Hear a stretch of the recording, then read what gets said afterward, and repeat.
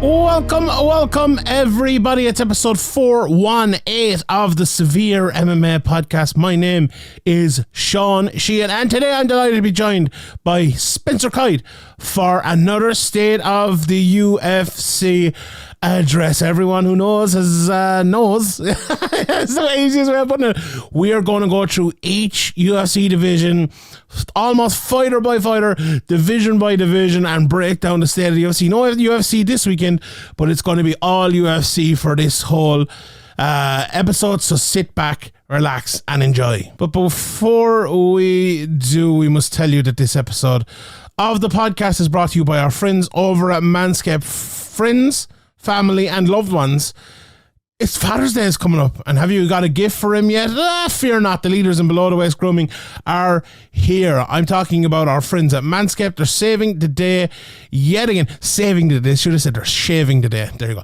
With a total package for the father figure in your life this year. It's time to upgrade his game from waist to face with this exclusive offer. Get 20% off and free shipping with the code SevereMMA at manscaped.com and join the 8 million men worldwide who trust Manscaped. And it was funny, actually. I was going through my Manscaped stuff yesterday, or my general care stuff today, and I found a bottle of the Manscaped cologne, I suppose you call it, perfume, I really call it. And I was like, I absolutely love it, and I love that because I'm always finding like little Manscaped gifts around the place, and they're absolutely fantastic. And you know, it's as I said, I'm always finding little gifts, but you could give a gift for your father, the father figure in your life as well. Make him the MVP with the Performance Package 4.0. In that, you'll find the Lawnmower 4.0, which is a waterproof, cordless body trimmer with a ton of other liquid formulations to go around and use for your grooming routine. The trimmer features a ceramic blade designed to cut hair on loose skin and reduce grooming accidents thanks to the advanced skin-safe technology. It's an absolute game changer for the sensitive areas. But what about the nose hairs as well? And we all know that the fathers have some of them. Well, the Weed Whacker 2.0 is for that. It trims the ear and nose hair. It's a perfect gift for Father's Day, really. With this beautiful bundle also comes the Crop Preserver Ball Deodorant, Crop Reviver Toner, which everyone knows I love, as well as the Boxer Briefs and the Shed Travel Bag, which I use all the time. We all know dads love their comfort. If this grooming routine is already dialed, make sure to hook in with the Manscaped Boxers 2.0. They are without doubt the best boxers for men of all ages. The dual pouch is designed to comfortably care for the specific region, whether he's mowing the lawn, taking out the trash, or golfing in the sun. These moisture wicking boxers breathe without breaking a sweat. So our call to action is basically this: get 20% off and free shipping with the code SevereMMA at manscaped.com. 20% off, free shipping at manscaped.com using the code SevereMMA. Make this Father's Day one he won't forget with Manscaped. And you know what? While you're there, why not head over to our friends at Caldera Lab, use the promo code SevereMMA as well, and get 20% off their products. They're absolutely brilliant. 9 out of 10 men experience healthier and visibly improved skin with Caldera Lab in their leading clinical trial. Their skincare needs for the man in your life, they're absolutely brilliant. They create high-performance men's skincare products by combining pharmaceutical-grade science along with nature's purest and most potent ingredients. And as you age, you have those fine lines, you have those signs of aging. But if you use Caldera Lab, they'll absolutely help. The Regimen Bundle leads their lineup, a twice-a-day routine to transform your skin. So first of all, you start off with the Clean Slate. It's where you start your day. It's a balancing cleanser that uses plant-based cleansing, leaving all skin types exceptionally refreshed. In the base layer is a nutrient-dense fortifying moisturizer that hydrates your skin and absorbs fast, leaving you with a matte finish so you can start your day confidently. The Good is your go-to at night before bed, and a clinically proven multifunctional serum that helps your skin look tighter and smoother, as well as helping to reduce visibility of wrinkles and fine lines. In every drop of the serum, there's 3.4 million antioxidant units, who counted them, protecting your skin. What does that mean, you ask? I don't know, but it must be good. Do you know what? I love doing these reads when there's no, they realise there might be a little bit of bullshit. But I appreciate that. It works though, and that's all you want. The icon as well. That's really good for around your eyes. It helps address the three most common skin concerns around the eye: fine lines, dark circles, and puffiness. I've used that a couple of times, and honestly, as someone who doesn't get much sleep, it's unreal. Committed to transparency, sustainability, and excellence, Caldera Lab is on a mission to better men's skincare around the world. Priding itself on clean ingredients and doing right by their customers and the planet we live in, Caldera is a certified B Corporation as well as a member of the 1%.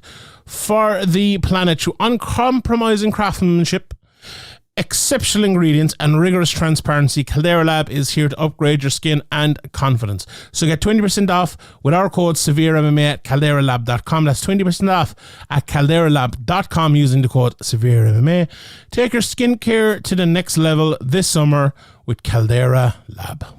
All right, Spencer, let's do it. Let's get back into it. Welcome back to SevereMMA. Jeez, it's been a while since we since we spoke. The rumors, a whole couple of weeks. The rumors of the downfall have been greatly exaggerated. That's right. And we are back. We were kind of talking a little bit there off air, and usually what we start with is the state of the UFC. And look, we've talked about it many times before, but the UFC is in a very different state now than it's ever been. And I feel like, and you concentrate a lot on the UFC and see a lot of the reactions of, I suppose as I do, as everyone listening to this probably does. But I think for me about 6 months ago, maybe even a year ago, I kind of realized what the UFC now is. And it's no, it's not what we used to love. 2 years ago, the UFC wasn't what we used to love. 5 years before that. 5 years ago, it wasn't what we used to love. 5 years before that, and it's changing. Now, I think a lot of people will probably agree. I think you probably agree as well. It's not changed for the better in terms of the totality of the package, but it has changed. We know why it's changed. It's making a lot of money for the UFC. It's merged now, obviously, with the WWE, and it's money. It's a massively money-making organization. We saw the results that came out this week. That I think John Nash had it up, and Luke Thomas did a great video on it about how the UFC has made more money this year than every other combat sports promotion combined. And look, fair play to them, but the reason they're making all that money is because they have all these big deals that they need to fulfill, and there just aren't enough fighters on earth in the UFC anyway. Now, maybe if they signed all the PFL and Bellator and one champion and everyone, guys, then maybe. But what we have now is just not enough fighters to make every one of those cards an amazing card. Now, did we ever have a time when we had all amazing cards? Maybe when we had 4 a year, but not for a long time. We've been talking about oversaturation now for a decade. So we can complain and we can give out about it, and believe me, I probably have more than anyone else. But I reached a stage, I don't know, 6 months ago, a year ago, Spencer, where I kind of I need to move on from this. I'll enjoy what I enjoy. I'll talk about what I talk about, and that'll be that for me. As someone who has to watch it all, who is watching from prelim one, and I know you enjoy it more than most people, I think, but what do you like? The state of the UFC. Here we are on the podcast. What is your opinion on the state of the UFC right now? I mean, I think you nailed it. I mean, it's always funny to me when the point that comes up is how things have changed and it's not the way it used to be. And it's like, of course it's not. We're 2 years hence or 5 years hence or 10 years. This is what happens everywhere with everything. It all changes. It all evolves. It all moves. And I think your position of reaching a point of saying, look, I'm covering PFL, I'm covering Bellator, I'm covering ONE, I've got to cover some UFC. I just can't take it all in. Let me just grab the bits and pieces, work sort of a la carte of what I want, is the right approach. The thing that gets me is that it's, well, I want it this way and the company should bend to my desires. And it's that's just not what's going to happen. And so giving out about it every week, every day about how terrible it is, it's got to just feel like I personally couldn't do it.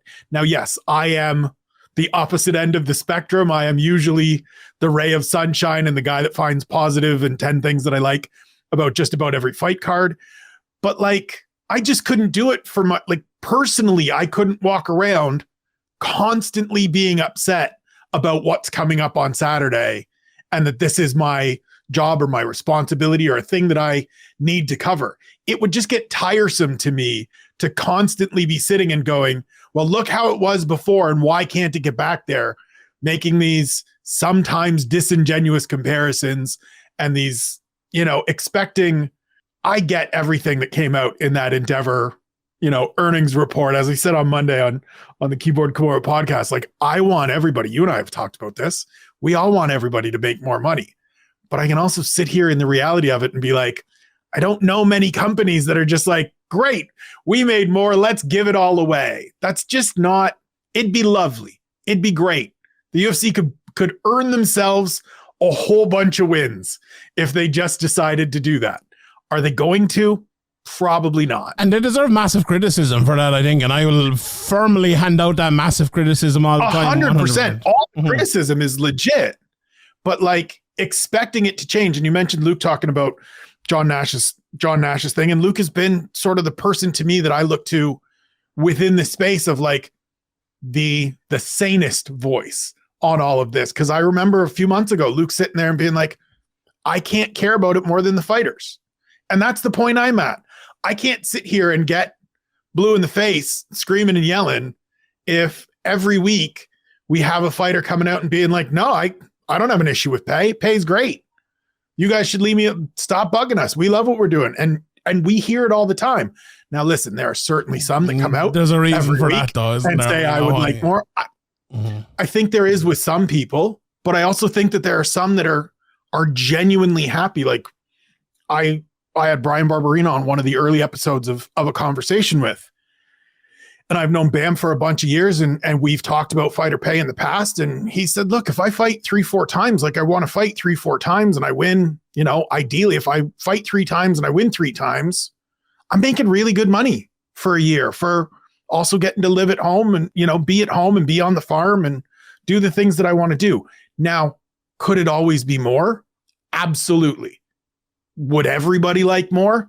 Absolutely. Yeah, but that's I think that's a bit unfair, like, because the UFC should be paying more. It's not that just how could they should be. Like, there's no doubt about that. Like I understand the position. I came to that position a long time ago as well. It's like the fighters don't want to fight for it, or they say it's okay. Well, what are we supposed to do? But at the same time, we can't say it's, and you're not saying this, but I'm saying, like, as a media position, we can't not talk about it. We can't not say it's good. But I think the main point is here, it's the combination of both of those things, right? And the combination of like the cards and the, I suppose, level of the level difference between the top and the bottom of the UFC is a lot bigger now than it ever was. The level of ability is obviously a lot better than it ever was.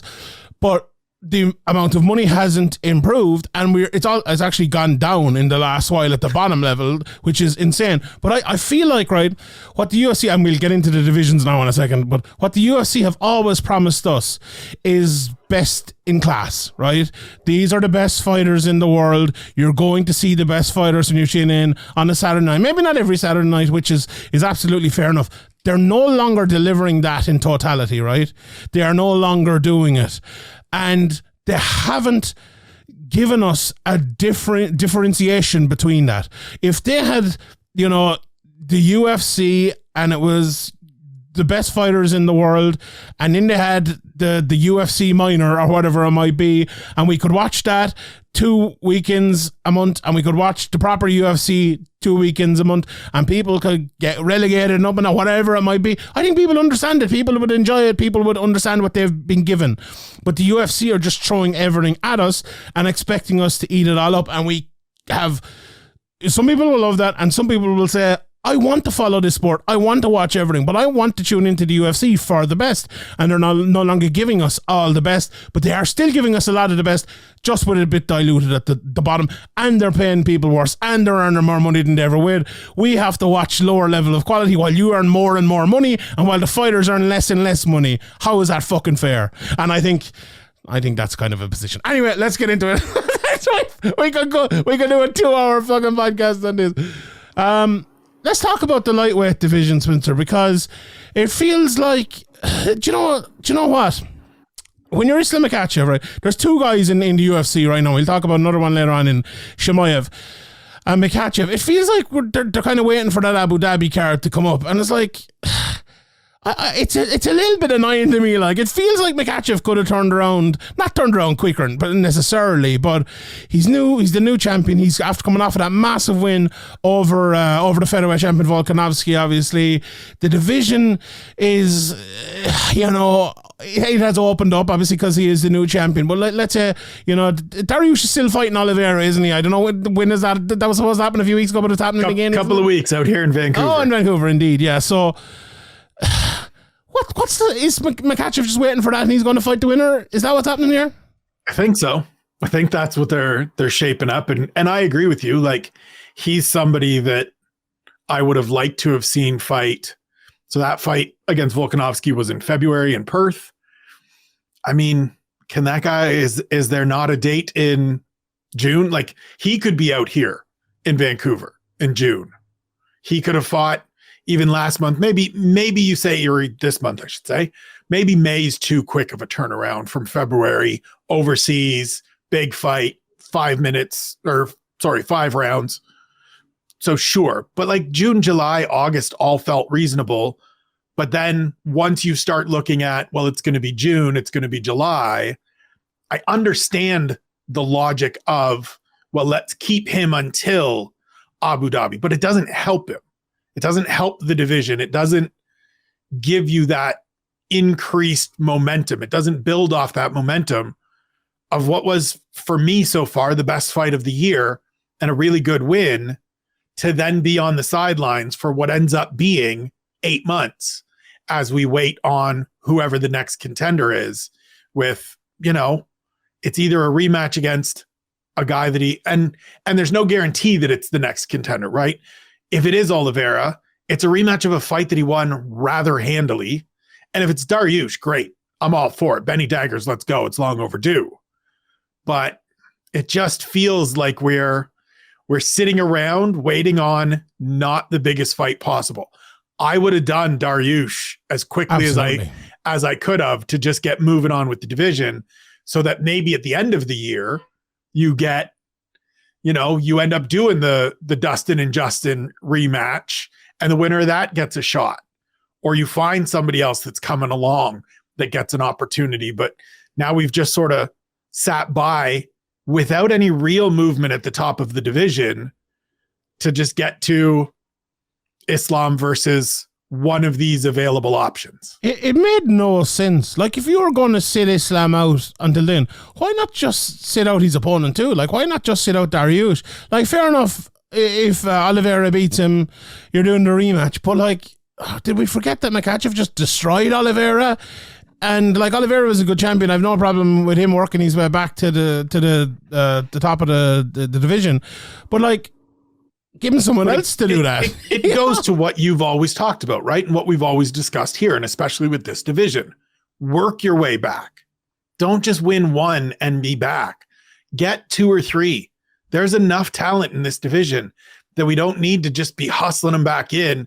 After one win, he gets to fight for the title again. And what's funny is, Gaethje just fought Fiziev, didn't he? If I'm not mistaken. Yep. Now Gaethje's fighting Poirier coming up, which we'll talk about in a second. Michael Chandler is obviously going to be fighting McGregor at some stage as well. So you look at the top 5, excluding the champion. All of them are booked. All of them are fighting, which is unbelievably unusual in that division. So it's not as if like there's no movement in that division. There's a lot of movement. So if you just took one of them out of it, gave him the title shot, then by the time that happens, Poirier beats Gaethje, Bob's your uncle. You have the next guy ready, Yeah, the timing of everything feels off.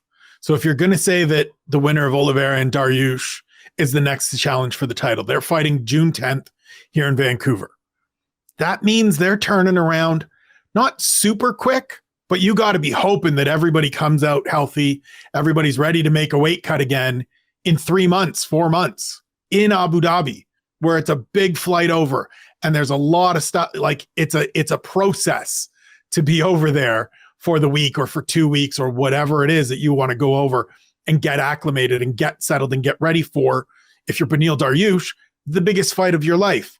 And no disrespect to Benny, he's struggled to stay healthy. Part of the reason it's taken this long is that he's had terrible luck with injuries. And so are we going to get to a point where October rolls around and there's supposed to be a pay-per-view in Abu Dhabi, and there's going to be a pay-per-view in Abu Dhabi, and we just don't have anybody that makes immediate sense, because I don't think the winner of Poirier-Gaethje is turning around after fighting in August in Salt Lake City and fighting in October in Abu Dhabi. And if I'm Dustin Poirier, I don't want to go back to Abu Dhabi and fight for the lightweight title anyways, because it didn't go well last time it was there. Same with Justin Gaethje. So like they both may have like, nah, we could do that. We could do that in December somewhere. That's fine. But it just feels like the timing of the execution of things is a little bit off. Can I just ask you as well? And I was thinking about this today, right? So the Gaethje Poirier fight is happening for this BMF title. We won't get into that. It's not that sort of podcast. But that's headlining the pay-per-view, I'm right, isn't it? So I was thinking, right? So we talked about the oversaturation and everything like that. We're not oversaturated with pay-per-views though, right? So with 12 a year, which is, maybe it's easy for me to say I don't have to pay the fucking 70 quid for the people in America and yourself in Canada and Australia and other places, absolutely. But there's what? Let me count them. 1, 2, 3, 4, 5, 6, 7, 8, 9, 10, 11, 12, 13 divisions. There's 13 divisions. There's 12 pay-per-views. Yet they can't put a title on all of those pay-per-views. That to me is baffling, right? Even if you only put them out once a year, you should be able to do it with one to spare. Even if half of them fight twice, I was going to say, in theory, you can do 2 titles every pay-per-view. And generally, over the last bunch of years, it's been 13 pay-per-views, right? They tend to double up in July, because there's the early one and then there's the later one. You can get 2 if you schedule. And now it requires health.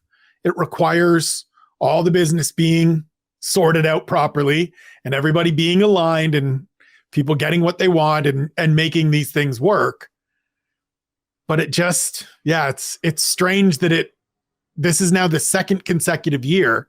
Last year we had 2 pay-per-views that had no title fights, had non-title fights as the main event, right? We had it in March with Covington and Masvidal. We had it in September with originally Nathan Diaz and Khamzat Chimaev, turned into Nathan Diaz and Tony Ferguson. Now we're getting another one in August in Salt Lake City. It just feels like there's, for whatever reason, we're getting a bunch of champions that either aren't getting booked or aren't looking to get booked. And it's causing some challenges for the UFC, certainly. I feel like, and we've touched on this before, and we briefly touched on it before we started, the matchmakers have a tough job. We can give out all we want about. I feel like there needs to be at least one more matchmaker, if not 2. Because if the matchmakers are, people might not understand it, right? But they have to match the fights, but they have to contact the managers, the fighters, the whoever, see who's healthy, keep up, and if one lad's not healthy, they have to move on to the next lad, for 600 fighters, right? But they're also the people who are getting signed to the UFC. They have to keep an eye on them. They have to watch the Cage Warriors fights. They have to watch the LFA fights. They have to know who's who. If someone comes available from Bellator, they have to know they have to know all of this. They have to do all of this. For 2 people to be able to do that is an insane workload, right? I do a similar sort of thing, right, in terms of watching the fighters and try to keep an eye on who's good, but I don't have to be ringing them up every day. I don't have to be talking to them every day. Right. I don't have to be fielding calls from managers that are like, my guy's ready to go. Exactly. He should be in the UFC, and I've sent you a link to his YouTube. I do get a bit of that. All of his clips. It's usually a lad from Ireland who's like a 7-2 fighter or something like that. But yeah, it's an insane workload. I cannot fathom how 2 people could only do that. There should be 10 people doing that. I'm not even joking. If it's 2, and I think you and I talked about it before in the context of major professional sports here in North America, and scouting departments isn't one guy. It's a department. It's an entire resource that it's broken down just in North America into regions and areas. And then there's somebody that does Western Europe and Central Europe and Eastern Europe and Asia. And it's just spread out amongst so many people. And yet with the UFC, it's ostensibly Sean and Mick. And I don't know for sure whether they have, seconds in command and thirds in command and a whole department behind them, but they should. Yeah, 100%. I suppose that's a problem we're going to continue to have over the next. As per always, I will volunteer as tribute. I fucking definitely want anyway. They can get, might have to send that email in of like, hey guys, I'll be if you ever want a hand, I'll be the Irish correspondent. I'll make it easier. Sean will cover Europe. I will cover Western Canada and Western United States. We have a pretty easy job there between us, I think. Anyone else in anyone else? The lightweight division, I suppose, on the way up. It's a very hard division because there are so many fighters in it. Is there anyone sticking out to you at the moment? Anyone maybe who's made their debut or has had maybe 3 or 4 fights in who's like, ooh, this could be the next guy? So the guy that keeps sticking out for me that I'm really the most excited about seeing continue to progress is Grant Dawson, who I'm very glad has a fight coming up against Damir Ismagulov. He's unbeaten in the UFC. He's looked really good since changing camps and going down to American Top Team. Still in his late 20s, like good grappler, kind of knows who he is, knows what his strengths are. He's somebody that for the last couple of years I've been waiting to see some of these challenges, some of these bigger tests. I think Ismagulov is a terrific matchup for him. Obviously, still all the way in on Arman Saryukin. I'm happy that he's fighting Joaquim Silva just so that he's fighting, but like this dude needs to be fighting better competition than that. And then further down the line, like in terms of, early in their UFC careers, I'm interested in Ismail Bonfim. I'm interested in Mateusz Rąbeszki, who got a win over Nick Fiore in his debut, didn't look great. I'm interested in Nurulo Aliyev and Nazim Sadikov and Loic Rajabov. Like there's a few different 1 fight in, 2 fight in kind of guys that I'm interested in just seeing more from, but none of them really stand out to me yet as people that are going to be real impact players in this division. I would tend to agree. I like Bonfim as well. I think Rabzabov is a guy I've watched a lot of over the last few years. He was obviously in PFL, and I think he fought once in did he fight in the UFC card? Anyway, I watched a good bit of him. Like, he is a guy who will beat probably 50% of the UFC roster, that division, and he'll never be like the top 15, but a good guy to have in the division. And I feel like there's a good few of him at the moment. But as we always say, let's hang around for another few years and then we'll see someone emerge and, it'll be good. Right. The featherweight division, this featherweight division is, I love it and I hate it at the same time, because when you do what you did to Arnold Allen and put him in there against Max Holloway, and we complain about it beforehand, right? And like, why just give him the fucking shot? I love the fight. Give him the shot. The fight goes the way it goes. Both came out kind of as winners, but Max Holloway won. And Arnold Allen's not going to be getting the shot. And now you're doing, like, it's a great fight between Yair Rodriguez and Alexander Volkanovski, and you'll never hear a word of complaint to me about that. I just feel like the division, it was such a short-sighted fight to make that, like, we all know Volkanovski is going to be a massive favourite going into this. Now, never rule out Yair. We've seen it in the past before. Even if he is down, he can come back and fight. But, like, let's say Volkanovski wins that fight, right? And let's say he doesn't go up to lightweight. Who is next? It doesn't, like, okay, I know Topuria is coming up against Emmett, but if you're looking as far as Topuria, he's number 9. And that's a good bit to be looking down in a division as strong as that. You think there should be 2 or 3 lads, like in the lightweight division as there is right now, who have a fight coming up where, like, okay, if he wins that, performs very well, he's maybe a definite. It feels like featherweight, that was kind of taken away from us with the Arnold Allen matchmaking. 100%. It's why we were giving out about it for 6 months.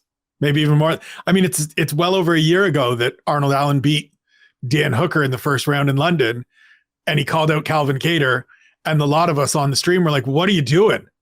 Like, this is where you just say, okay, it's 8 in a row, it's 9 in a row, give me the damn title shot. He didn't do that. He got Calvin Kattar. That went the way it did. Now, would have been hard to give him a title shot off of that fight with Calvin getting injured. But again, we even talked about it going into February. He should have been part of that interim title fight.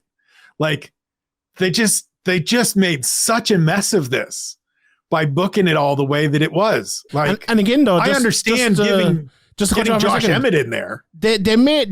it goes back to the exact point we were talking about before, because they made that interim title because they needed a title for a card, and Aaron Allen wasn't going to be fit for like the month later. So they're like, oh yeah, grand, we'll move on. And it made absolutely no sense. Right. It's the tail wagging the dog, isn't it? It just feels like if we can hit pause for a minute and again, it goes back to what we talked about with the job being so complicated and so much, that to try to flowchart all of this out and map it out on a great big wall, whiteboard, whatever, is super difficult.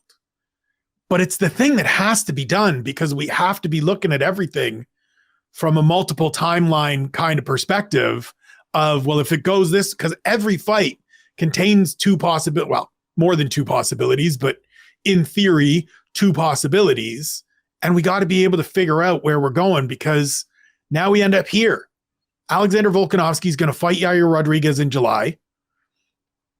In theory, you got to think that Volkanovski is going to win that fight, not counting Yair out. But Volkanovski has been dominant, and I wouldn't be surprised to see him continue to be dominant. And then, as you said, who's next after that? Because I sure as shit don't need to see him fight Max Holloway again.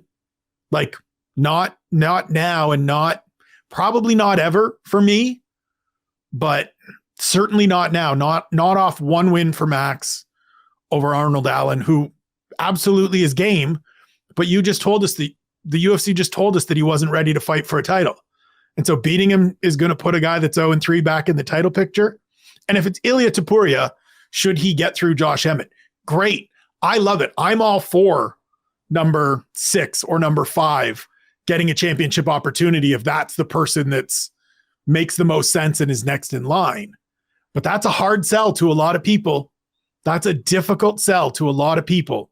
And the UFC has told us and shown us that that's not the road they want to take. That's what they did with Demetrius Johnson. And it became about, why can't DJ draw numbers? Well, because he's smashing everybody and they're just putting whatever next warm body is in there. If they did it across every division, then I think people get on board with it and we start wanting to see these champions and we start appreciating the dominance and the level of dominance that a guy like Volkanovski is exhibiting. But I have no idea what happens in this division in the back half of the year. Where did it go with the division now in that middle area, I suppose? Like, it feels like every time someone has a good fight, like they're calling the name of, say, a Brian Ortega, right? Or they're calling, maybe a year before he won the title or whatever. It just feels like a lot of those matchups are a road to nowhere a lot of the time. Like, someone called out Max Holloway there recently. Was it Ivalev that called him out? Someone called him out recently and it's like, well, if you're a guy a little bit down the division, you see, if you're a Dan Ige or someone like that, or like, let's say Bryce Mitchell comes back and win the fight, you might as well call out Max Holloway. But if you're a guy in that like 6, 7, 4, 5, 6, 7, you're calling out Max Holloway when you could be like, well, let's just wait, I might get a title shot because who else is there? Right. It's just, It's a mad situation they've put themselves in by that sort of matchmaking. And like, you have to matchmake Max Holloway, absolutely. But matchmake him against someone who's coming off of a loss maybe to one of those other very good guys, and then he work his way back in. Then, I don't know. It just... Yeah, we certainly just don't need to see Max Holloway fighting Movsar Evloev next. Yes, 100%. And yet that feels like, if I gave you the options of what's the next fight going to be for Movsar Evloev, and I gave you, let's say, 3-1 that it's Max Holloway, I'll be pretty sure you're taking that bet. That's my flair of the week. I'm pretty sure you're taking that wager. Yes. Because that's what it feels like it's going to be, right? And you're 100% correct that there's sort of this. And part of it is age and injuries, right? Calvin Kattar is on the shelf. Chan Sung Jung is on the shelf. Giga Chikadze has been on the shelf for a little bit now. That's 3 guys right in the middle of things that would normally be active and fighting some of these younger fighters. They would be the guys that the Topurias and the Evloevs and maybe the Bryce Mitchells or the Sadiq Youssefs of the world are looking at to get those opportunities to then get themselves further ahead, where a Brian Ortega fight makes sense, or a Max Holloway fight, as much as we don't want to see them necessarily, makes sense from a ranking and moving forward position. But right now it's just gone stale again. It's just hit that point yet again where there's a bunch of good people coming up, but there's not a bunch of fights that make sense. And everybody in front of them doesn't want to fight them. And everybody behind them doesn't make sense. And we end up with, Arnold Allen getting force fed to Max Holloway. It is exactly what you said at the start of that. It's like just the if it was put together, if we had that wall chart, it just would be better. And when we don't have it, a division like this, which is so many killers that are going to beat each other, it can't thrive. It really can't. I suppose we'll move on. Some of the up-and-comers, like there are some good new guys in that division. I like the look of Josh Kulibau, who's obviously being trained by Alan Philpott over here from Ireland. I like Pat Sabatini as well. He's 4-1. He hasn't fought in a while though, and obviously, he's fighting out here in a couple of weeks. Yeah, so that'll be good. I think he's a strong, good fighter. He's been around for a long time too. He's 32 years of age now, with 21 fights. So a guy like that, I think, I love looking at lads like that and thinking, like, who's going to be the one? Like, who's going to be the one to make a little bit of a run? And a guy like that could be Jonathan Pierce. Tell us about Jonathan Pierce. I know, I think one time I was like, who's this Jonathan Pierce guy? And you gave a couple of words about him. But, a guy like that is another guy as well. He's just quietly put it together, right? Like, debuted, got thrown into the deep end, was fighting up a division. Here's Joe Lozon in Boston. Good luck. And it just went the way you would expect it for a kid making his debut off the Contender Series. Moved back down to featherweight, and he's unbeaten since. And it's been mostly really good. The fight with Christian Rodriguez was a little tougher than I would have expected. He got kind of tired in that fight. Christian Rodriguez had a good third round fighting up a division. Has since, of course, gone back down to bantamweight and done well. But I mean, the win over Amir Khani was great. The win over Darren Elkins. There were points in that fight where, and Jonathan Pierce talked about it afterwards, where he was like, I felt bad. That's how much he was dominating. He was supposed to fight Bryce Mitchell a couple of weeks ago in the fight that eventually ended up being Evloev versus Diego Lopez.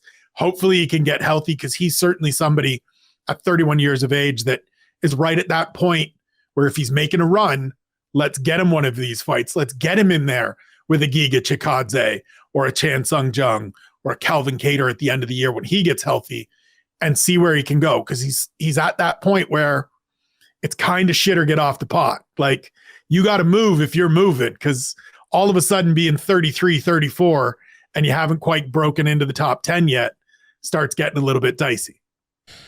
Indeed. And I think at bantamweight, someone who has done that over the last while is Aljamain Sterling. He's 33 years of age now. I'm just looking here, and Spencer, you put me onto the Wikipedia roster page here before we started, and you can look by how many fights they've had in Endeavour, they call it now. At the bantamweight division, and Cub Swanson's a new bantamweight, obviously. He's had the most fights. Hani Yahya second, and third is Aljamain Sterling, which is pretty crazy considering, like, he still seems like a young guy who kind of just won the title. He was on the way. I mean, he's been around for a good while, but for him to have more fights than, okay, Dominic Cruz has been injured a lot, but the likes of Rob Font, the likes of Pedro Munoz, the likes of Ricky Simon and Cody Garbrandt and others like that is actually it's pretty crazy. And it's funny because the point I was actually going to make to start off this was the bantamweight division had a lot of setbacks recently, because it had the Dillashaw farce of a fight, it had the DQ obviously, but it also has had Sterling, who had a long injury at one stage but still did come back relatively quickly from that, fighting, defending his title, and now he's going to turn around straight away again, and we'll talk about the drama around all of that if we want. We'll maybe leave that for somewhere else, but he is striking while the iron's hot here, and I think the division is good because of it. Because look, he fought Cejudo, obviously came back to fight him, and maybe he deserved it, being a double champion and all of that. Now he's fighting O'Malley, who put himself in that position by beating Petr Yan, and he might deserve it. And we have the ghost of Mirab kind of, standing in the background there, and an obvious hanging around in Sean O'Malley's jacket. In his jacket, indeed. This division is so fucking interesting, because, like, there are so many integers to it. Because, like, you said there, right, a minute ago, a fight happens with two options. Fighter A wins, fighter B wins. Who's going to be their opponent? Well, this division, what happens if O'Malley wins? Right? And let's say O'Malley knocks him out in the first round heavily. You can't have a rematch straight away. Does Merab get the title shot in? And what if Merab wins that? What does Sterling do then? Where does Sterling go? Because his plan was like, I'm going to win the title. I'm going to go up and be a double champ. I leave my belt behind me. That plan's gone out the window. I just think this is fascinating, to be honest, from both like a drama point of view, but also from a sporting point of view. It's just brilliant. It's been the best division for a while, and it keeps getting better, which is the scary part to me. Like every time we think, okay, so Petr Yan loses the title and is in a little bit of a skid. Okay, well, Merab has come up and Sean O'Malley has benefited from that. As you said, Aljamain Sterling, like I've never understood the criticism of Aljo. He's a guy that wants to get out there and wants to compete. Whatever you want to say about the win over the first fight with Petr Yan, the acting, the whatever. That was just over 2 years ago. He's fought 4 times. That fight, just over 2 years ago, he's fought 4 times. So he's fighting twice a year. That includes having major neck surgery. That includes dealing with torn biceps and the neck still being an issue and some leg issues. Like, he's staying out here. I don't understand why people are down on this dude. He wants to get out there and defend his title. And for whatever the drama is about this fight in August against Sean O'Malley, I feel pretty confident saying that as long as Aljo's like 90%, he'll be there and he'll fight this dude. And it'll be a better fight than everybody expects. For someone like me, right, who doesn't pay attention to what people say or doesn't like follow most of these fighters on Instagram or anything, I have it's not that I've always liked Aljo, but I've liked Aljo more in the last while than ever before. But I feel like the people, and when the odd time I hear like something Aljo says, I can kind of understand why people maybe don't like him a bit. He does, like Dana White the other day said, he gets in his own way. And I don't want to agree with anything Dana White says. I loathe be it. But he kind of does. By the way he thinks he says, by the way he fights, by the way he prepares, absolutely not. I think he's absolutely tremendous and he's elevated himself massively for me. But there is a bit of that. Like, I think a lot of fighters are I think Cejudo's a bit like that as well. Colby's a bit like that. Adesanya, I think, is a bit. I think there's a lot of fighters kind of like that. And it's like, but it's hard not to be, because there's lots of microphones being put in front of your face. There's lots of, there's lots of mics being put in your face, and there's lots of people talking at you and about you. And so the desire and the push is, well, let me just come out here and defend myself and state my case.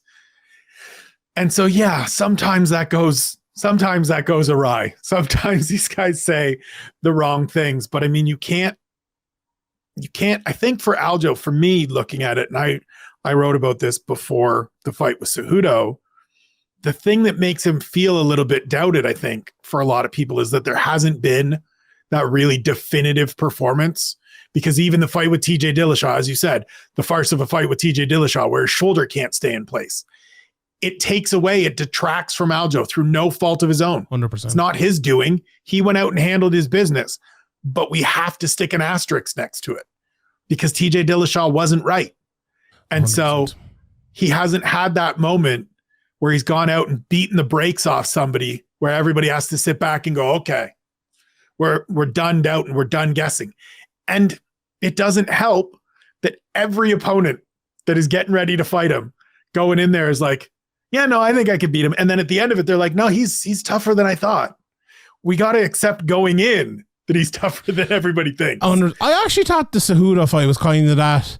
It was like, on the scorecards and stuff, it was a closer fight than it was in reality. I think Sterling destroyed him for the most part throughout the fight. Maybe destroyed a bit, but I thought it was a brilliant performance. Yeah, I thought it was really, really good. And I gave him massive credit after that. I think a lot of people should. But this division, looking at the prospects, it's very easy because we've won it 2-0. We've won at 3-0 and we've won at 4-0 that kind of really stick out here to me. And that's Cameron Simon, who you've spoken to before, Javid Basharat, and Umar Nurmagomedov as well. If you want 3 guys, it's hard. It'd be hard. That's not bad. That's not a bad trio to hit your wagon to. To get 3 better guys. Cameron Simon's 22 years old. Yeah. Umar's 26, and Javid's a little bit older than each of them, but 3-0 already. Yeah, it's and there's always guys who emerge in that division. Let's talk about flyweight. Are they doing a Mexican card? Are they doing a fight in Mexico? What's going on here? I mean, so Brandon Moreno obviously defending his title on the UFC 290 pay-per-view in July against Alexandre Pantoja. It seems, I mean, Lupi Godinez last weekend gets her victory and is like, hey, Dana, September 19th. And Dana was like, I don't even know what she's talking about. We don't have anything on September 19th. It would make sense to do one. Alexa Grasso, Valentina Shevchenko rematch, Mexico City. You want to showcase your new champion and give her that opportunity. It would make a lot of sense. But you would also kind of like to have Brandon Moreno on that card, I would think. And early July to mid-September feels like a bit of a quick turnaround. Where are they going in that division? Because, and I hate the way, like, I've said this a couple of times now already, but like, we know who's next in Pantoja. Who's next after that though? Because like, there's so many, again, with divisions that are so good, and I feel like maybe people don't understand how good this division is. There's lots of lads who, you know, are maybe struggling to get matchups, or maybe haven't won all their matchups, or whatever it might be. And we still have Kai Kara France in there. Davidson Figueiredo, is he still hanging around in flyweight? Who knows? Maybe not. Albazi is like, and he's fighting, isn't he? Is it next week? Fighting, or week yeah, after? he's fighting Kai next weekend. Yeah. So I think Brandon Royval is the clubhouse leader for next, right?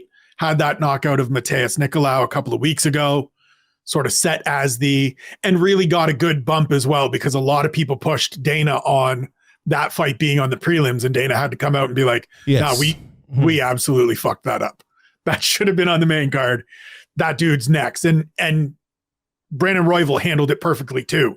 Said, I want the title shot, but I'll be the backup fighter. So he will, in my opinion, most likely be in Las Vegas for 290, probably going to weigh in just in case, and he will be there. And if they don't set it up as he's got next, this is the next guy for whoever wins that title, that would be a mistake. Harry and I were talking earlier today, just kind of chatting about the Kai Kara France Amir Albazi fight, because it's an interesting fight, but it's one that doesn't quite feel like it makes sense, because it feels like it's a big step for Amir Albazi. Now, I certainly understand reaching a point with him in the division of being like, we just got to find out. And what better way than to put him in there with a guy that fought for the interim title last year? His last loss in the last couple of runs is that loss to Brandon Moreno, who's now the undisputed champion. And so, best case scenario, Amir Albazi goes out, beats Kai Kara France, and suddenly looks like, okay, this guy's a legitimate contender. But it also sets you up and potentially puts you in that position where one of your young up-and-comers that has done well so far gets beaten by a guy that's already lost to the champ, and we're right back to now what? And there's not quite enough young new talent coming up that hasn't already fought each other to really, in my opinion, squander a guy like Amir Albazi at this point. It's just a kind of a reoccurring theme, really, isn't it? But I do feel like at flyweight, you know, the three names I named there at bantamweight earlier, it feels like those three names are in the rankings at flyweight. You know, you have maybe just Albazi and Mokaev. Maybe there's someone else there you can point out, but I don't think that's necessarily a bad thing, because like I think flying lads to the moon sometimes is good. And obviously, you know, if Albazi wins at the weekend, he very well could be flown to the moon. Mokaev is injured now at the moment, and he'll be coming back. And I don't think that's the worst thing that ever happened to him, to be honest. No, because I think he needed that. But it's an interesting time coming up over the next while with them. I think they also need Manel Cape to get healthy and get being somebody that's active regularly. Certainly exciting. Had a ton of hype when he came over from Ryzen. Didn't work out initially. Lost to a couple ranked guys, Pantoja and Mateus Nicolau. It's been good lately, but he just hasn't been able to stay active. Fights just keep falling through for him. And so if he can get two in over the back half of this year, he can be a guy, maybe if he wins both of those, that is set up to be right there in the mix at the start of next year. So let's move and let's go to the women's divisions. And I want to talk about 115 first, because a couple of weeks ago we sat there and we watched Yan Xiaonan destroy Jessica Andrade. And I put up kind of a joke tweet saying like, it's Nathan Diaz, Zhang Weili, you've taken everything I've worked for, motherfucker. I want to fight your fucking ass. And it just felt like, and maybe I'm wrong here, and you can correct me if I am. It just felt like there is no other fight that makes sense. Only Yan Xiaonan now, after what she just did to Jessica Andrade, it makes total sense to put her against Zhang Weili. And like a week later, they announced Zhang Weili against Amanda Lemos, and I'm thinking like, what? How did this happen? It's like this fight was, and I'm not saying Amanda Lemos doesn't deserve it or whatever. And maybe you can tell me better. You definitely can better than me. But I just felt like this perfect fight fell into your hands, and next thing it's not happening. Well, like what was the story there? I mean, to me, it goes back to what we were talking about earlier of champions just not being as active as the UFC and we as fans and an audience need them to be. Right? Zhang Weili hasn't fought since last November in New York City when she won the title back against Carla Esparza. If they have that fight with Amanda Lemos, who understandably is in a position to challenge for the title, because when you look at the rest of that division in terms of the rankings, right? Carla Esparza, number one, she's pregnant, certainly not fighting. Congratulations, Carla, and your new husband. Rose Namajunas, we never know what the hell is going on with Rose. Zhang Weili Yan Xiaonan was a little bit further down, and then it was Amanda Lemos. And so it would have made sense. It certainly would have made sense, but it needed to happen in March or April or May. And then you could have Yan Xiaonan has that performance, and it sets up for November. It sets up for October. It sets up for even December. Whereas now that fight's got to sit and cool until Zhang Weili is going to be ready to return, whether she wins, provided she wins, I should say, rather than whether she wins or loses. But like, it just feels again like, and then they'll probably make Rose Namajunas. They'll probably make Rose Namajunas versus Yan Xiaonan now, you know. And it's like, what's going on here? Like, you know, it's just madness. Yeah, and I like. Look, we can blame the matchmakers for this, but I'm going to go back to it again. They have a thankless, unwinnable job. 100%. There should be like a roster. Fucking, I don't know. Do you know, like the AW took on someone there recently that is like, what's it called? Like the shouts to Will Robinson. Yeah, that was that. He keeps the storyline in line, whatever that's called. That's what we need with the fucking UFC roster. That's what we need. Just like keep everything in. I don't know. It just to me, but I don't know. For me, women's strawweight has always been a very tough division to keep ahead of, because it feels like that, like Yan Xiaonan, Amanda Lemos, Marina Rodriguez, Amanda Hebas type of fighter is always thereabouts. You're never sure who is the one that's kind of, and they're maybe not, maybe not the most outlandish of characters that are going to stand out to you as well. And you're always thinking, oh, could Rose get it? Like, or whatever. And then, Esparza obviously got it put on one of the worst fights of all time. I was just going to say, it all goes back to Rose and Carla 2 being a terrible fight, and then having to do something more exciting with Carla as the champion, because that was the point where Marina Rodriguez should have gotten her shot. And we've now had all of these different fights that have ended up with Amanda Lemos is the number one, Yan Xiaonan is the number two. We don't know what's going on with Rose. We've got Mackenzie Dern coming back into the mix. Marina's fallen backwards a little bit more. Like, I'm sitting here waiting for Tatiana Suarez. And I'm just sitting here waiting for Tatiana Suarez. She's fighting Jen Jiroba, isn't she? Is that official? Yes. That is it. That's actually a great fight. I think Jen Jiroba might be the most underrated person in that division. She's like really good. Like, she's been dominant recently. Yeah. So that's a good fight. Yeah. So the winner of that, at least we'll know who's next anyway after that. Let's talk about, let's put the other three divisions together for a second, right? Okay. Because other three divisions. Yeah, well, the other three champions. Well, not actually the champions. One champion and one ex-champion. Shevchenko and Nunes. What's your take on the two of them? Like, okay, here's a very leading question. Are they finished? Finished? No. Not quite who they used to be. I'm waiting to see with Valentina Shevchenko, and I'm going to get a very up close and personal look with Amanda Nunes in about 3 weeks' time out here. And I wouldn't be surprised if Amanda Nunes wins this fight against Irene Aldana and then just dips, is like, I'm out. And Juliana Pena can kick rocks. And because like that's the ultimate. Like if you're Amanda and you didn't want to fight this girl for a second time, not because you're scared, not because you're worried. And like, look, credit to Julie for doing a hell of a job on the mic, selling herself, talking her way into fights, doing all the right things. It's not because she's scared.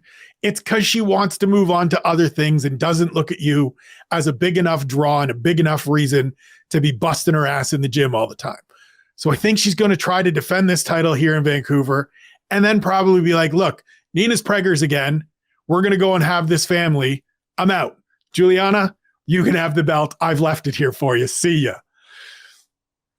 I think be a good decision. It would suck if we didn't get another fight with Shevchenko, but that got, Alexa Grasso threw a spanner in that. And so we also now have to see with Shevchenko, to your question of, are they done? Well, let's see what the rematch is. Because Val handled it the right way and said, I was winning up until I made a mistake. But I can't shake that Chris Weidman poorly thought out spinning attack against Luke Rockhold, and it just went sideways from there. Did you maybe just throw the wrong spinning attack and it was actually a sign that the pack is now caught up to you a little bit and it may not be the same? That rematch is it might be my favorite fight for the second half of the year, should it come together. It's so interesting, and I said the same thing. I think it was last year, but with the Pena rematch with Nunes, just to see what would happen. My take on that is, right, I'm very much unsure on Shevchenko because she fought okay in that fight. She definitely showed signs of aging, whatever it might be, and in the finish, it's easy to say after maybe looking back, but I think we were saying it at the time as well. I think Nunes is a much easier one to look at unless something massively changes. There's clear signs of degradation there. Like obviously the first fight, she was horrendous, but the second fight to me was actually more worrying. Like anyone could have a terrible night. She could have had, she did have COVID just before it, wasn't she? And she came back. I've had it, you've had it. We know how much it takes out of the others, but the fact that she came back in the fight afterwards, and maybe it was nervous, maybe it was like, I lost to this lady before, could I do it again? So I'm willing to give her the benefit of the doubt again. A bit. I'm not really though, because I do think, like, I'm picking Aldana coming into this. That's how worried I am. I was just going to say, June 10th is going to tell us a lot. Yeah. Because Irene Aldana can come in here and crack. She is not going to be she's not going to look to not engage on the feet with Amanda Nunes. And it might mean that Nunes has to come out and wrestle. We saw that in the second fight with Juliana Pena, that she's committed to that a little more. And maybe that's something that she does here and going forward if she continues to compete.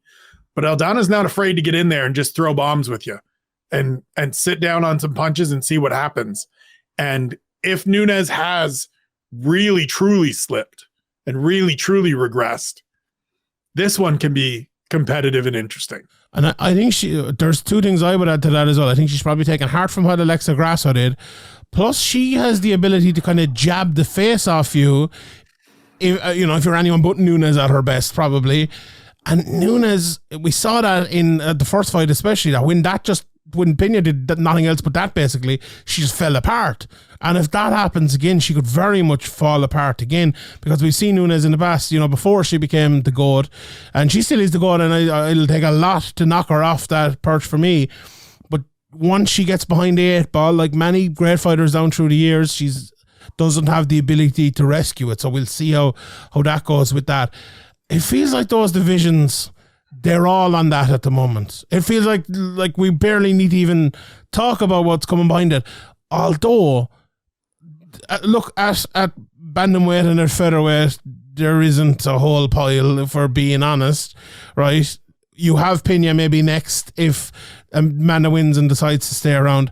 But at 125, this division is phenomenal. No date yet on the rematches, or I assume that's going to happen. But behind that, you have Manon Fiorot, you have Talia Santos, who put up a good fight obviously recently. You have Erin Blanchfield, your girl, who has done amazing things. there was a rumor there the other day that she's fighting Firo and Blanchfield are fighting. Is that happening, or is that just one of those ones that's thrown out there? I wonder. I have no idea, but I'd certainly watch it. Yeah. I'd certainly be in. I don't necessarily think it has to happen because I think each has done enough, but I would understand you now have this rematch in theory coming with Grasso and Shevchenko. And so you don't want either of them to be off too long. I know Manon Fiorot was targeting a summer return. She had knee surgery after her last win against Caitlin Chukagi, and she was targeting summer. And so it would make sense given Blanchfield won in February, probably wants to stay active. Certainly would be a really interesting matchup between a very good kickboxer and somebody in Blanchfield who's not afraid to stand and trade, but is terrific when it comes to the grappling side of things. But that division to me is just, it's the comparison to bantamweight for me on the men's side, because we have that young pack that is just pushing forward, that you see the upside in. And that includes Casey O'Neill, despite coming off a loss.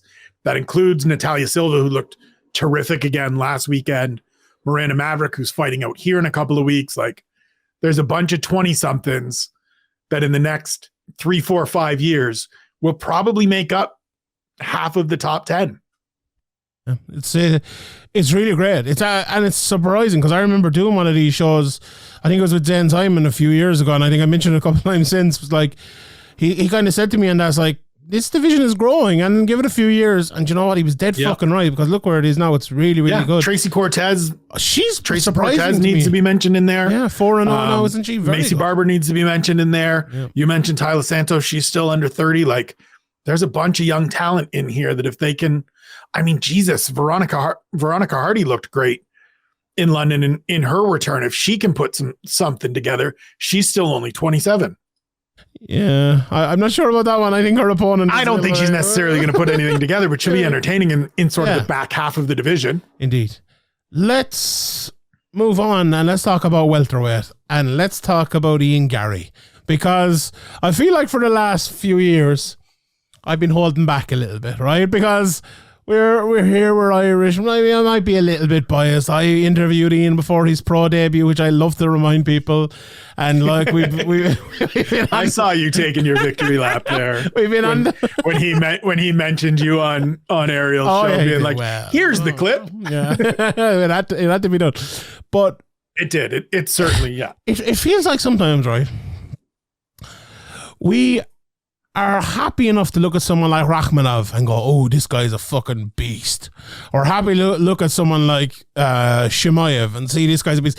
And maybe it's because we just saw Khabib and we've just seen Makhachev and think, look, these guys are from a similar part of the world. They're going to do a similar sort of thing. And now when I say similar, take that with a pinch of salt, right? Although Rakhmonov is very different to those lads, I think, as well. But anyway, we'll leave that to the side.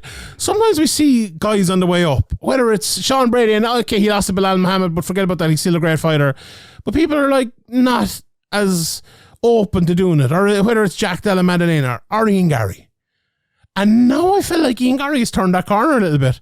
I feel like what he did to Daniel Rodriguez has actually made people believe like this isn't hype anymore. Now, we all know I've never believed that, and we've known a lot of people who watch Ian Garry for a long time and haven't believed that. And we're maybe sitting back in the long grass waiting for this moment, and we found this moment, but now everyone else is ahead of us because they have also taken this moment to blow Ian Garry up. But this guy has done it the right way. He's come through Cage Warriors with a good team behind him. He obviously moved to another team, another very good team behind him, and he's a lot of madness outside of the cage and a lot of moving in his life and getting married and having a kid and moving country. Very, very tough. But for every second of that, there hasn't been one bit of regression in Ian Garry. It's been all progress, right? Even if there's like maybe not the best performance, he has moved on. He's been, clinical in his performances, got hurt in his last one, came back, looked better than ever. And in this one, destroyed Daniel Rodriguez and now puts everyone on notice. And this is what we want. We talked about everyone else there. We gave the 3-0, 4-0, 5-0 people. Ian Garry is one of those people as well, but now he's moved to whatever he is, 5-0, 6-0 in the UFC, and he's in rank number 13 right now. And by God, I see a massive prospect in the division. It's exciting to see someone like that coming through, Irish or not. It's mad. It's great, isn't it? It is. And the thing you said about not that yourself or any of the lads at Severe or even myself ever questioned the talent. For me, it was needing to see a performance like the Daniel Rodriguez fight. You could see the pieces all the way up to it, right? I really liked the Song Kenan fight because we had to see him rocked. We had to see him come back. That was the best part of that fight to me, was that he took the shot and he steeled himself away for the rest of that round, came back on towards the end of the first round of that fight, and then dominated from there out. I needed to see him go out there and have the performance that he had against Daniel Rodriguez.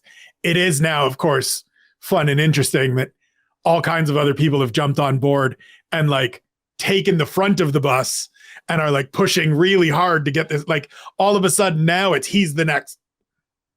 He's always been great. He's 25 years old. Like he is delivering on all the stuff that he said he would be, that you guys at Severe said he would be from the get-go. He's done it the right way. He's in a position now where he's calling for a fight with Neil Magny. He's sort of laying out his blueprint. And even that looks like it's the right way. And so it's great to see a young man that knows what he wants to do, but also has the blueprint for it and has thought it through. You understand that he's thought it all through.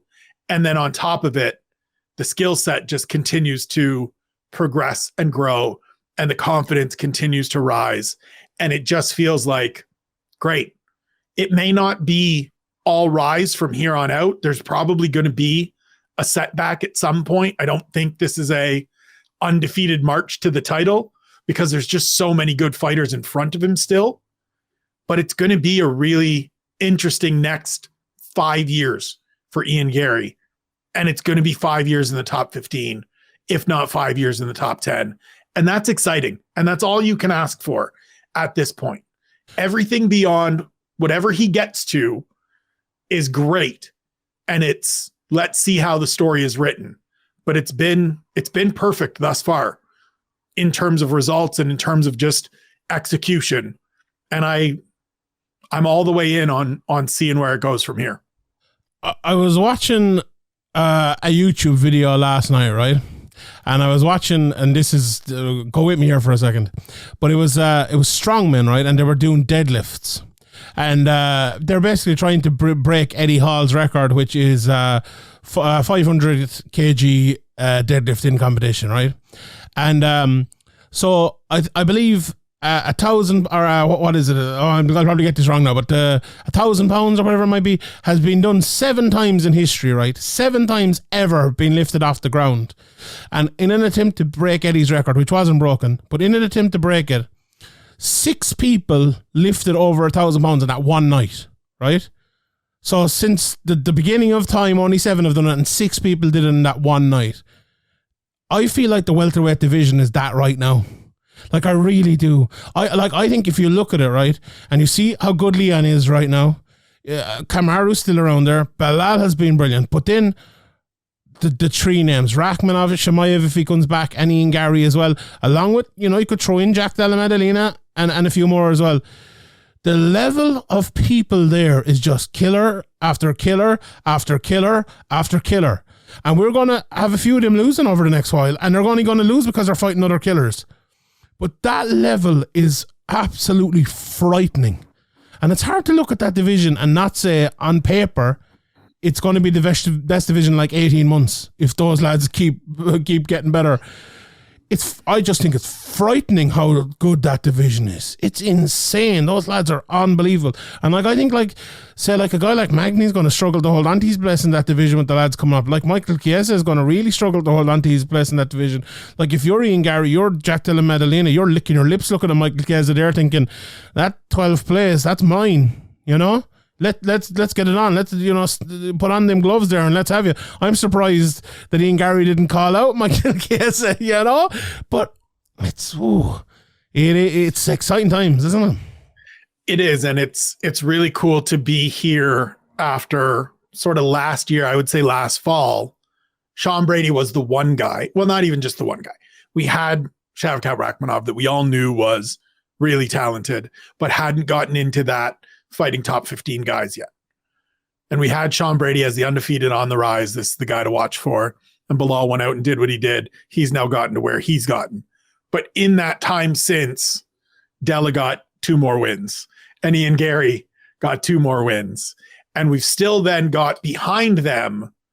I mean, Sean Brady is fighting Jack Della Maddalena, so that could delay Sean Brady's return up at some point. That's going to be really interesting. Give me insert that one into my veins. I love that. I mean, if I'm Sean Brady, I'm grappling from second one and being like, look, I haven't really shown this because I've been okay and willing to stand with guys, but I got pieced up by Bilal. I'm going to come out here and grapple a little bit. But like, you've got guys behind them like a Michael Morales who can then be afforded a whole bunch of time to grow and come along slowly, because we don't need to have this thing like we have in some divisions where it's let's hustle him in because there's no one in front of him and we need young fighters. Like you can afford to build people, which is the best thing possible, right?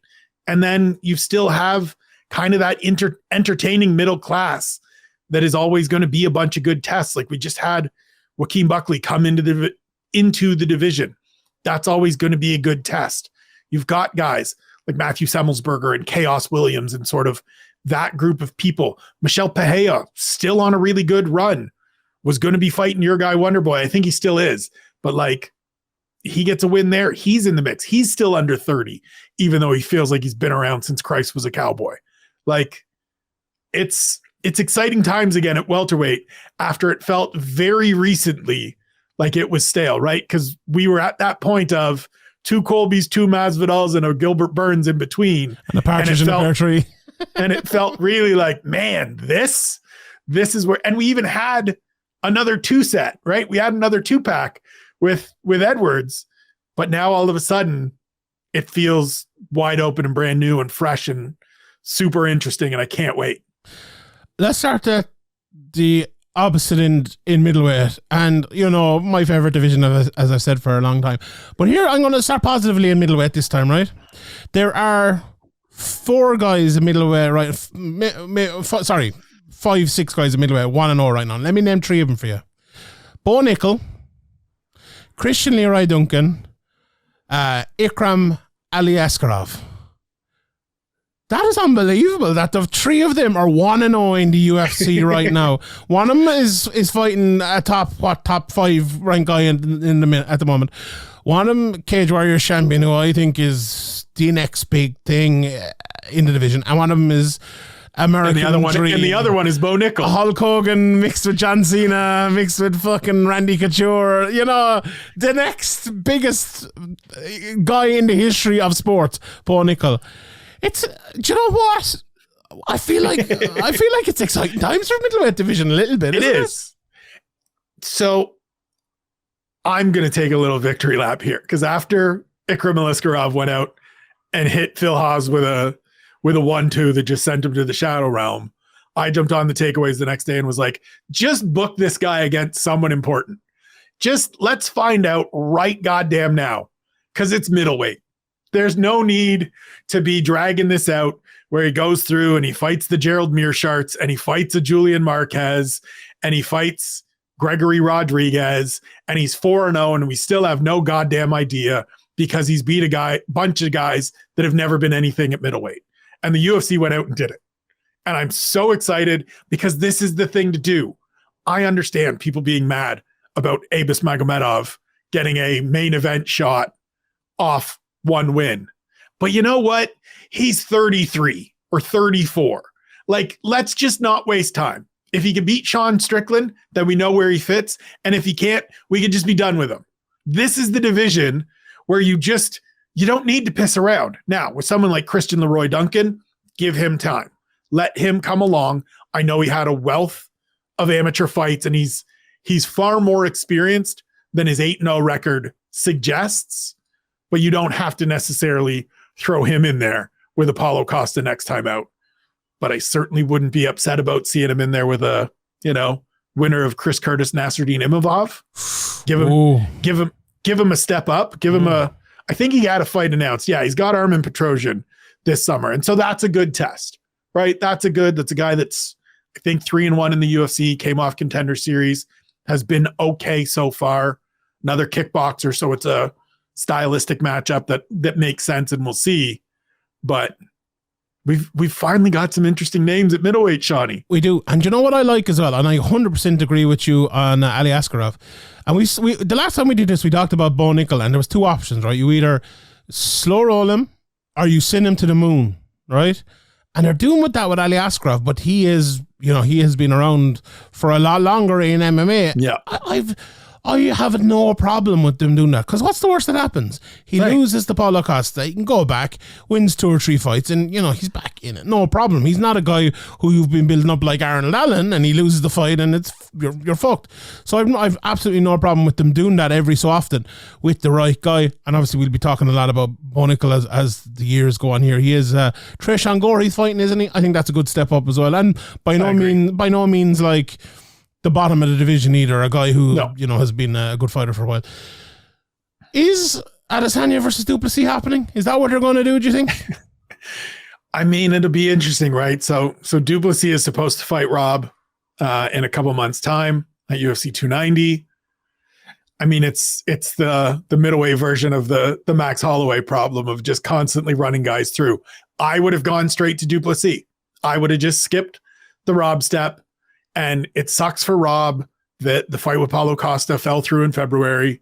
And so he's still sitting here like, what do I do? But he's stuck. Rob's stuck. He's in that Joseph Benavidez position from several years ago when you're 0-2 against the champ. And he should, if it's me and I'm the guy in his corner and the guy in his ear, I'm telling him to take every fight with guys at 15, 14, 13, like, whoever wants to come up, let's just come up. And the UFC needs to move forward with some guys rather than constantly doing the like, and can they get through Rob Whittaker? Because most of them can't. So far, nobody has. And it's lessened the interest in some of these other championship fights. It's why I like the idea of doing Costa and Aliskerov. But if I'm the UFC, I'd have just done Izzy and Duplessis. But I know there's also some talk that maybe Izzy goes up, and maybe that's what Izzy's next fight is again. Against Jamal? I've been hearing some people mention it online as maybe a possibility, because we don't know still when Yuri Prochazka is coming back. We haven't had any movement or announcement of anybody coming up to face Jamal Hill yet, and we've gotten through to August fight announcements, and they're going back to Australia in the fall. Could you maybe do a more favorable stylistic matchup for Adesanya up at light heavyweight, just in terms of like Jamal Hill's not coming out and wrestling him? Probably not. No, might be interesting. Why didn't they make the trilogy? Like there's never been a fight that's made more fucking sense in that trilogy. I thought it was the stupidest. I could not believe it. Like, I literally thought we'd be going to the press conference and saying, right, we're going to do it on this date. We're going back to Australia. Right, we're going to Australia in November, and this is what we're doing. Yeah. I've no idea. Like, I don't know. Sometimes I feel like I'm on a boat on my own on that one, but like, They fought twice. Okay, we forget about the kickboxing bullshit. They fought twice. They both knocked each other out. They were both good fights. While both of them were kind of come back, so it wasn't like either of them was dominating and destroying them. It's just a no-brainer, and they're not. I'd be interested to know if there's stuff that we're not hearing and stuff that we don't know in terms of Pereira's weight cut, or are they looking? I mean, if we want to go tinfoil hats and get into the Sean and Spencer conspiracy hour, maybe Alex Pereira is the guy that goes up to light heavyweight and see if he can't get a belt at light heavyweight and do a trilogy fight at light heavyweight. You're getting into the Marab fucking Sterling type of thing then. Yeah. Sure, I'll go to the belt. I'll go. The best laid plans of mice and men. But we got to get everybody booked. This is the problem, right? This is what we get back to, is we need to get people booked.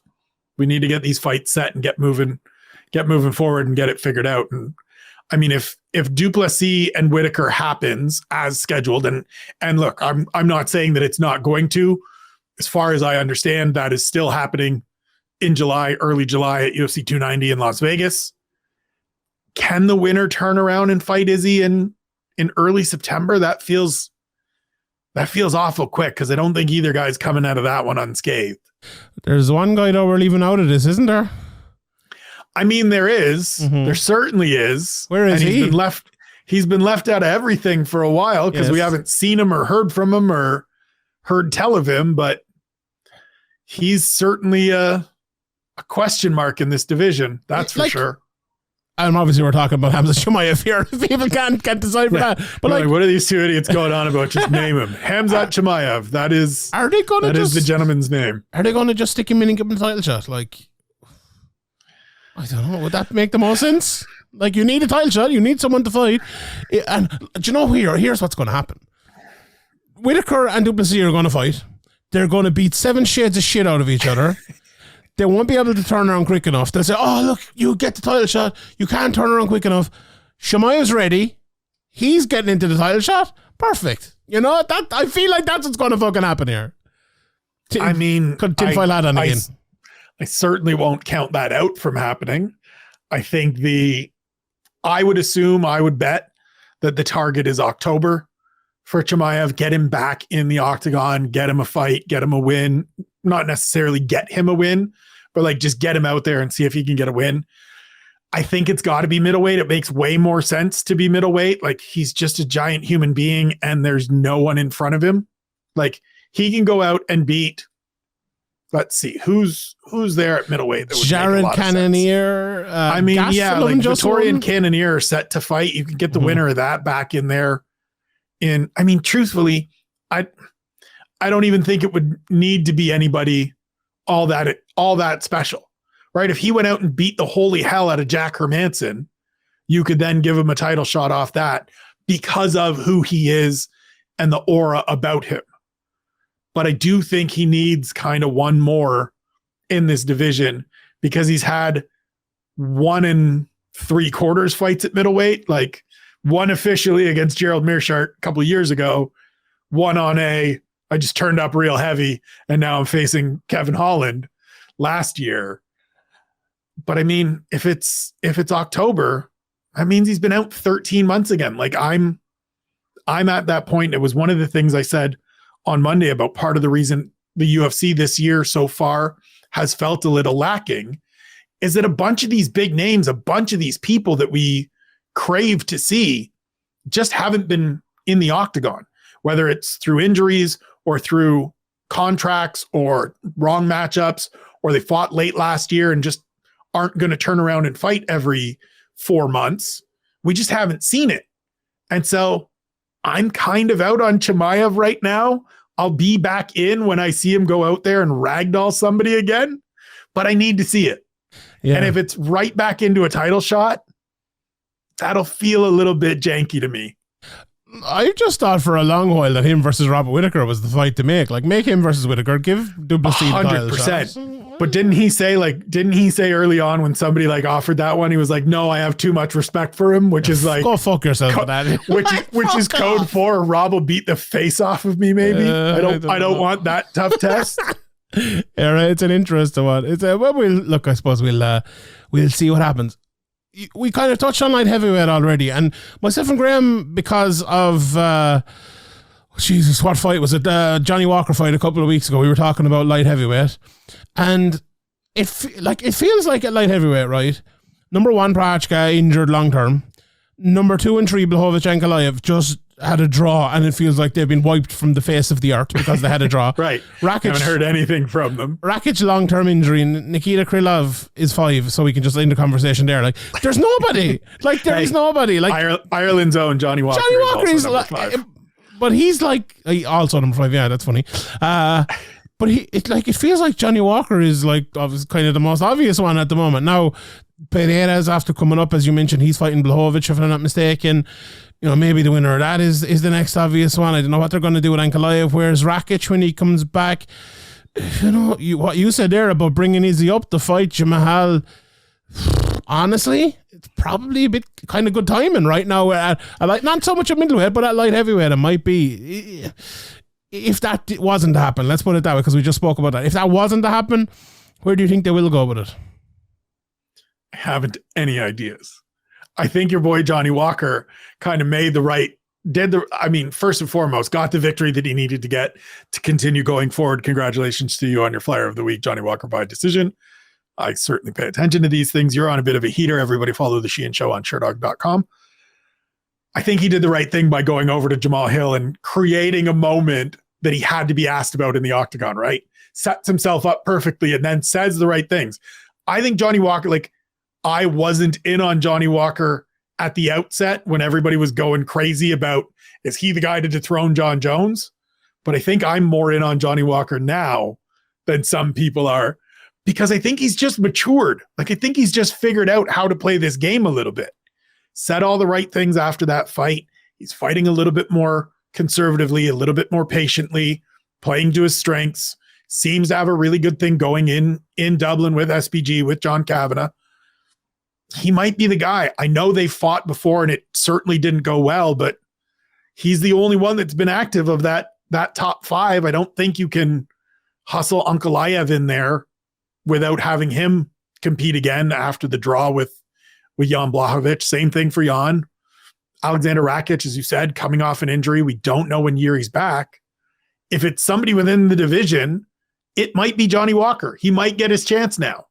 And if it's someone outside, then yeah, I think it's the time again to see if Izzy wants to go up again. It'll be an interesting one. Maybe Johnny will have to do one more, and if he can do one more, I think there's no doubt about it. I think he probably will get it. It could be an Ankalaev, maybe who it is. It's funny looking at the division. There's some good fighters on the way up. There's only 3 people in the whole division who are undefeated. 3, right? Can you name? Go on. I'll give you a chance. Can you name them? So Prochazka's one of them. Yeah, Prochazka. We've 2 more. One is 1-0 and one is 3-0. Oh, Jesus. I'm going to pull up the rankings here. Okay, one of them is just beat Dustin Jacoby. So Azamat Mirzakhanov is one of them. He's ranked. He got a win over Dustin Jacoby very recently. And the other is, you said 1-0, so it's somebody that came off the Contender Series and isn't particularly good, would be my guess. Victor Petrino. Never heard of him of that. Came off the Contender Series, isn't particularly very good. There you go. Has a fight coming up, I'm sure, but again, he's fighting not yet particularly Petrino. good. Yeah. So there are some guys who are not bad. Like Carlos Ulberg has looked good recently. Yep. Tough one. I don't know who am I thinking of. You're thinking of Kennedy and Zach. Kennedy. I always get the two of them mixed up. Always. He's a good fighter. Kennedy's 6-3 now, but he's on a good run. Reyes coming back, and Nega Mariano 4-2. There isn't a pile there, is there really?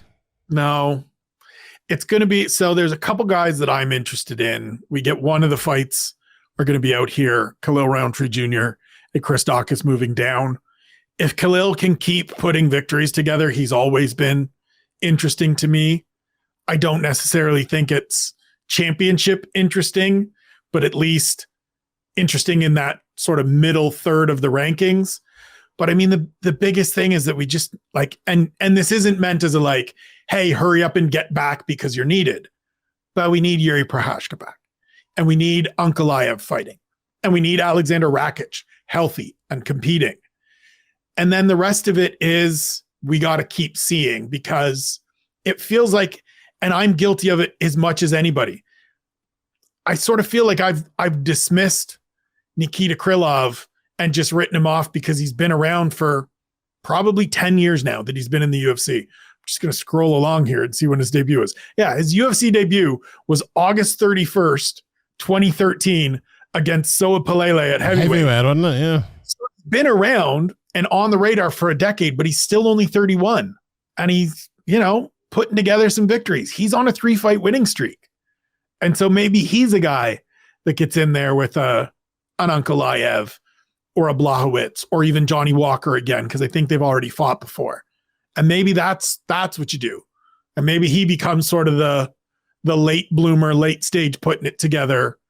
And we just got to do one of those fights that it's really, this is the title fight? Well, yeah, because there's not really a lot of other options. eat, pray, Krylov. That's what we need to do. Heavyweight. I was thinking earlier on when you were saying, a lot of the big names, we really haven't seen much of them in the last year or so. And the first one that came to mind is John Jones, because we saw a bit of him, but like 90 seconds or whatever it was of him, and then he was gone again. And like there were so many unanswered questions. I think a lot of people because look, we won't get into the Francis thing here. That's for all the other shows and everyone, us and everyone else is talking about it. But it felt like, John Jones came back, he's the best heavyweight in the world, right? And for me, I'm like, is he? Like, is he? We saw him fight for like a minute. He destroyed a guy who can't wrestle, who I think is very good, who I was calling the best heavyweight in the world. So it'd be fucking ridiculous of me to come on here saying that. But still, we didn't see much of him. And I really fucking want to see more of John Jones. He looks like he's going to fight Stipe, doesn't it? How many questions is that got answered in as well?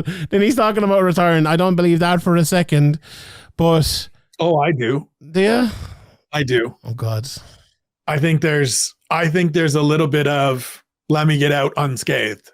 Let me get out before anybody beats me. Let me get out before I got to start facing some of these upcoming monsters, right?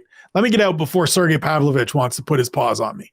Let me get out before Jilton Almeida wants to come out here and wrestle with me. A guy that can wrestle with, in theory on paper, can wrestle with me. Let me go out and beat Stipe, who is the, by default, greatest heavyweight in UFC history. He is though.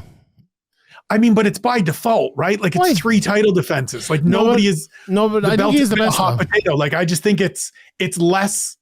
That's one of those honorariums that feels less to me than like the greatest middleweight of all time, where the guy defended the belt 11 times. Stipe did it 3 times. That's great. He got some very good wins, but it's not quite the same. That's my stance. That's fair. Also, and I think he just looks to get that one and goes, okay, well, I beat the best. Yeah, that means I'm the best. See you later, guys. Never been beat. I'm taking off. It is a bit of a John Jones thing, but also like John Jones is a guy who probably believes he can beat all these other lads easily, and he probably can. Like, like let's be honest, he probably can. But it just seems to me like he's not as. It seems to me interested? Like he's not as interested. Mm-hmm.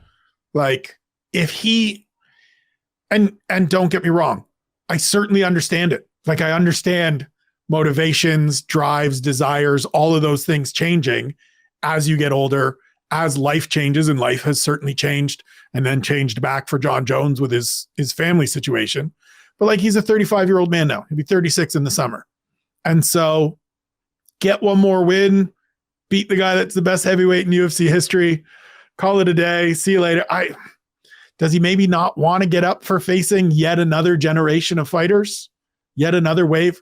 It doesn't seem to me, because if he did, I would have thought that he would be back and around this whole time. Now, of course, there's contracts and money and things of that nature that have been part of the conversation, but it also seems like John has those cycles where he's at odds, and then all of a sudden he's the guy that's like, oh, you chickened out, you left, you ran. What is it, John? What do you want to do? I think John Jones wants to fight on Twitter more than he wants to fight in an octagon. That's the most John Jones thing you've ever said there. Like one day he thinks this and the other day he thinks that. Yeah. Like I truly believe this, right? That John Jones only came back and fought because he had that falling out with Jackson's, right?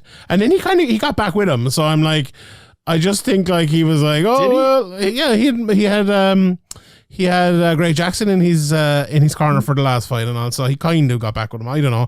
I think Mark Ramondi did a story about it at the time, but he had him in his corner. Well, I mean, there's the thing that always gets lost is that there's 2 different Jackson gyms. There is, yeah. In Albuquerque, there's the Jackson Wink Academy, and then there's the old gym, which is on Acoma Street, and is Jackson's Acoma, and there's still a bunch of guys that train there, and I think that's where John did his camp, and obviously he's still with Six Gun and stuff like that. So yeah, that's it. But I feel like he just wanted to prove something that he could kind of do without Winklejohn, and now he's kind of done that. A lot is he to prove now, but also a big, and I mentioned the elephant in the room, Francis.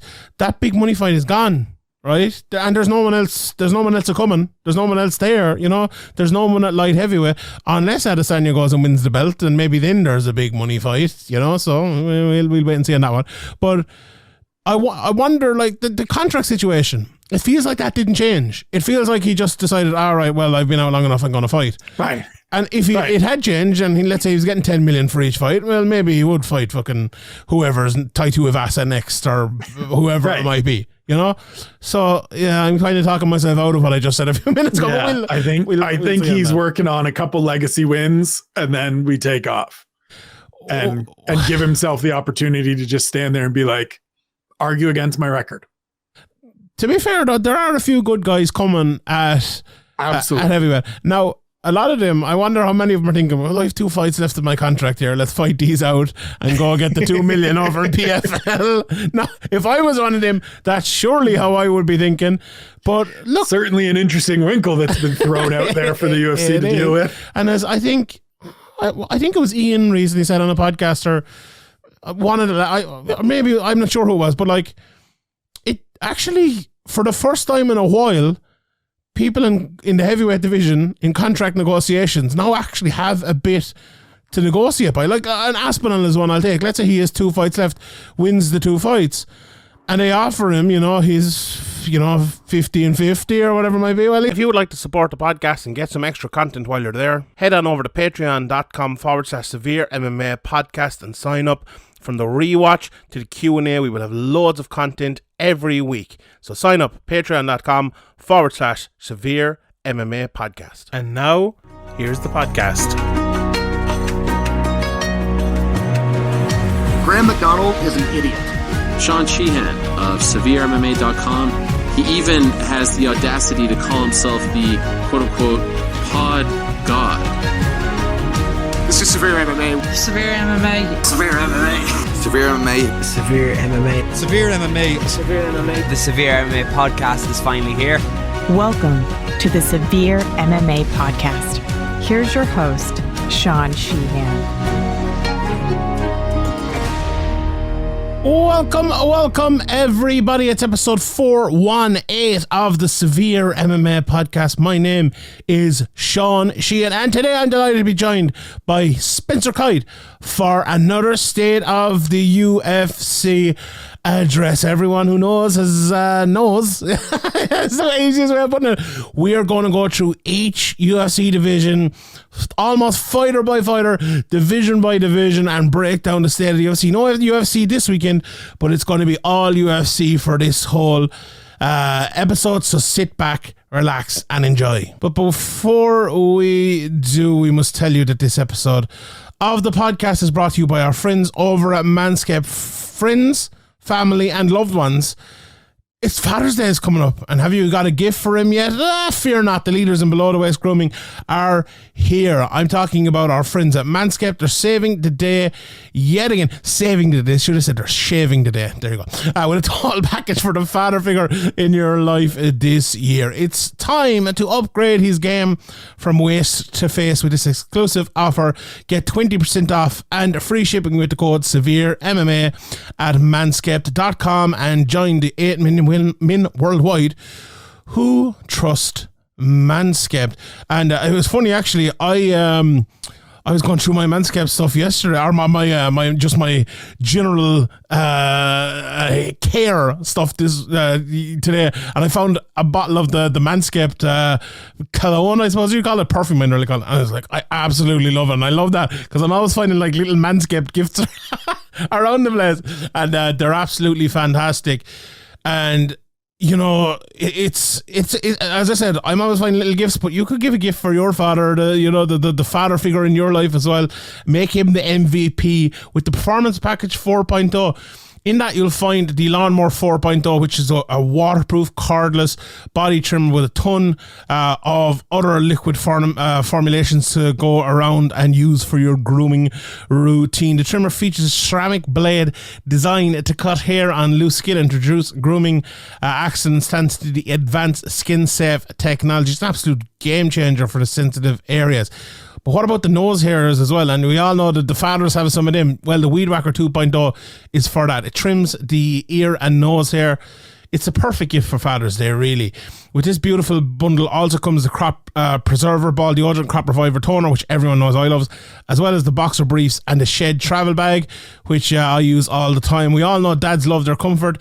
If this grooming routine is already dialed, make sure to hook in with the Manscaped Boxers 2.0. They are without doubt the best boxers for men of all ages. The dual pouch is designed to comfortably care for the specific region, whether he's mowing the lawn, taking out the trash, or golfing in the sun. These moisture wicking boxers breathe without breaking a sweat.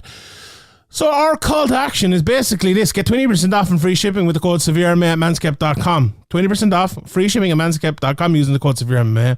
Make this Father's Day one he won't forget with Manscaped. And you know what? While you're there, why not head over to our friends at Caldera Lab, use the promo code SevereMMA as well, and get 20% off their products. They're absolutely brilliant. 9 out of 10 men experience healthier and visibly improved skin with Caldera Lab in their leading clinical trial. Their skincare needs for the man in your life, they're absolutely brilliant. They create high-performance men's skincare products by combining pharmaceutical-grade science along with nature's purest and most potent ingredients. And as you age, you have those fine lines, you have those signs of aging. But if you use Caldera Lab, they'll absolutely help. The Regimen Bundle leads their lineup, a twice-a-day routine to transform your skin. So first of all, you start off with the Clean Slate.